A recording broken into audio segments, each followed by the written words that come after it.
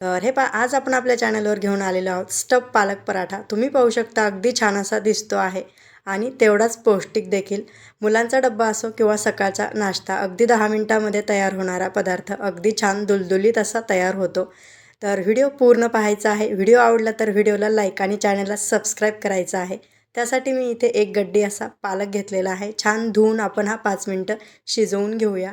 त्यानंतर मी इथे कुकर घेतलेला आहे। कुकरमध्ये आपण 4 ते 5 असे बटाटे ॲड करून घेऊया आणि 4 ते 5 शिट्ट्या काढून छान असे शिजवून घेऊया। तर पालक इथे शिजलेला आहे, आपण हा थंड करून घेऊया। तर गरम गरम पालक कधीही मिक्सरला फिरवायचा नाही, त्यामुळे मिक्सरचं भांडं खराब होऊ शकतं। पालक छान थंड झालेला आहे, मिक्सर जारमध्ये ॲड करून घेऊया। तर थोडंसं पाणी देखील ॲड करून घ्यायचं, म्हणजे छान पेस्ट तयार होते। 4 ते 5 हिरव्या मिरच्या, 1 गड्डी लसूण, अर्धा चमचा ओवा, अर्धा चमचा जिरे ॲड करून पालक शिजून घेतलेलं पाणी ॲड करायचं, म्हणजे आपण ही छान अशी पेस्ट तयार करून घेऊया। तर तुम्ही पाहू शकता आपण इथे छान अशी पेस्ट तयार करून घेतलेली आहे। अशा प्रकारे याचा थिकनेस आहे। खूप जास्त पाणी ॲड करायचं नाही, पालकाची अशी टेस्ट येत नाही। त्यानंतर 2 कप गव्हाचं पीठ आणि त्यामध्ये मेजरिंग कपाने पाहाल तर 2 कप आपण पालक प्युरी ॲड करून घेतलेली आहे। तर मी इथे पळीने घेतलेली आहे। तर अशा प्रकारे आपण यामध्ये मीठ देखील ॲड करून घेतलेलं आहे। आपण याचा छान असा गोळा तयार करून घेऊया। तर अगदी चपातीला मळून घेतो तितपत पातळ करायचं नाही, अगदी पुरीला वगैरे घेतो थोडासा घट्ट असा आपण याचा गोळा तयार करून घेणार आहोत। तर अशा प्रकारे मी इथे गोळा याचा तयार करून घेतलेला आहे। त्यानंतर आपले इथे बटाटेही शिजून तयार आहेत, आपण हे स्मॅश करून घेऊया आणि याची रेग्युलर भाजी बनवतो अगदी तिखट मीठ जिरे वगैरे घालून, तशी भाजी तयार करून घ्यायची। त्यानंतर आपण इथे अशा प्रकारे उंडा तयार करून घ्यायचा आहे। छान हातावर चोळून घ्यायचा, 10 मिनिटं पीठ रेस्ट करून घेतलेलं आहे। त्यानंतर पुरणपोळीला आपण जशा प्रकारे उंड्याची वाटी तयार करून घेतो तशा प्रकारे वाटी तयार करून घ्यायची, तुम्ही पाहू शकता। त्यानंतर मध्ये थोडंसं पीठ टाकायचं, म्हणजे आपला पराठा फुटत नाही। त्यानंतर आपण हा स्टफ यामध्ये भरून घेणार आहोत, म्हणजे बटाट्याचं सारण। छान असा उंडा आपण पॅक करून घेऊया, म्हणजे सारण बाहेर येणार नाही।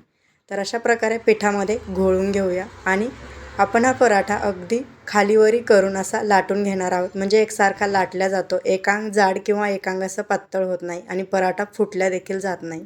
तर अशा प्रकारे त्यासाठी आपण इथे थोडासा घट्ट असा पिठाचा गोळा तयार करून घ्यायचा आहे। तो यासाठी की आपण खालीवर करताना आपला पराठा फुटत नाही।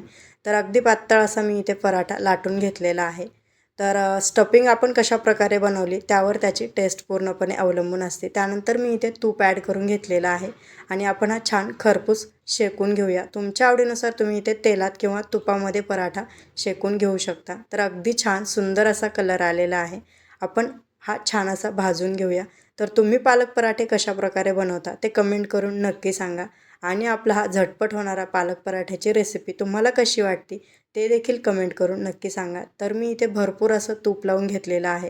थंडीचे दिवस आहेत, पालक हे अगदी छान बाजारामध्ये मिळत आहे, त्यामुळे जे सीझनमध्ये फळं किंवा भाज्या भेटतात त्या अवश्य खाल्ल्या पाहिजेत। तर अशा प्रकारे आपला इथे पराठा तयार आहे।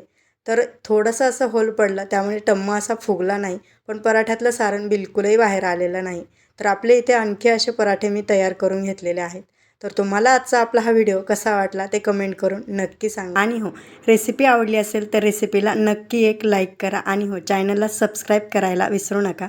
तर अशाच प्रकारचे नवनवीन व्हिडिओ पाहण्यासाठी आपल्या चॅनलला सबस्क्राईब करून बेल आयकॉन देखील क्लिक करा, म्हणजे अशाच नवनवीन व्हिडिओचे अपडेट तुम्हाला मिळत राहतील। व्हिडिओ पूर्ण पाहिल्याबद्दल धन्यवाद।